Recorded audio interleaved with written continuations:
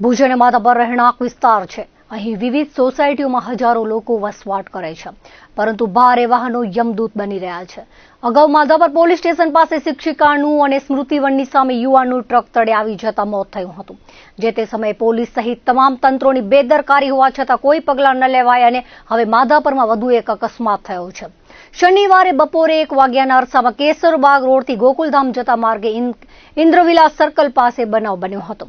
માધાપર નવાવાસમાં રહેતા 56 વર્ષીય નાનજીભાઈ વિશ્રામભાઈ પિંડોરિયા પોતાની બાઇક લઈને ઘરે જતા હતા. એ દરમિયાન સામેથી ટ્રક આવતા સાઈડમાં નીકળી શકે તેવી જગ્યા હોવા છતાં ટ્રક ચાલકે બાઇક પર પોતાની ગાડી ચડાવી દીધી હતી અને 50 ફૂટ સુધી બાઇકને ઢસડી હતી. રીતસર હત્યા કરાઈ હોય તેવા ફૂટેજ સામે આવ્યા હતા. બનાવને પગલે લોકો દોડી આવ્યા હતા અને આધેડને સારવાર માટે જીકેમાં લઈ જવાયા હતા, પરંતુ તેઓનું મોત થયું હતું. વક્રતા એ છે કે શનિવારે બપોરે આ બનાવ બન્યો હતો. રવિવારે બપોર બાદ તેના સીસીટીવી ફૂટેજ વાયરલ થયા બાદ હોબાળો મચી ગયો હતો. જે બાદ પોલીસે તપાસ કરી ચાલક કોટકનગરના ધનજીનાથ આહિરની ધરપકડ કરી હતી. તેની ધરપકડ બાદ ટ્રક ચાલક સામે મનુષ્યવધનો ગુનો દાખલ કરાયો હતો. નવાઈની વાત એ છે કે આરોપીની ધરપકડ કર્યા બાદ ગુનો દાખલ કરાયો હોવા છતાં ફરિયાદમાં તેના નામના બદલે ટ્રકના ચાલક બતાવવામાં આવ્યો હતો.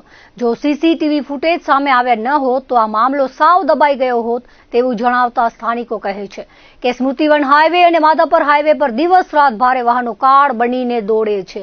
હવે આંતરિક રસ્તા એવા માધાપર ગામમાં પણ ભારે વાહનો દોડતા થયા છે. લોકોને પોતાના ઘરથી બહાર નીકળવામાં પણ ભય સતાવી રહ્યો છે.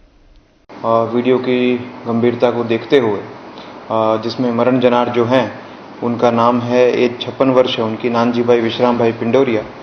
वो मोटरसाइकिल पर सवार थे और रुके हुए थे और ट्रक के साथ ये अकस्मात हुआ. तो तात्कालिक ये इन्फॉर्मेशन मिलने के साथ ही माधापुर पुलिस स्टेशन में अभी जो आरोपी है धनजीनाथ आहिर उसको हस्तगत किया गया है. और इस मामले की गंभीरता को देखते हुए आईपीसी की धारा जो 304 थी उसका जो नया वर्जन बीएनएस की धारा 105 जिसमें कड़ी धारा है, कम से कम 5 साल की सज़ा और से लेकर के 10 साल तक की सज़ा का प्रावधान है.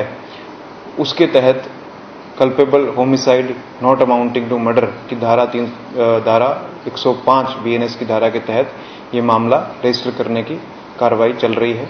और इस तरह की अगर कोई भी गतिविधि आप सबके ध्यान में आती है तो आप ज़रूर हमें अवगत कराएं और कड़ी से कड़ी कार्रवाई की जाएगी.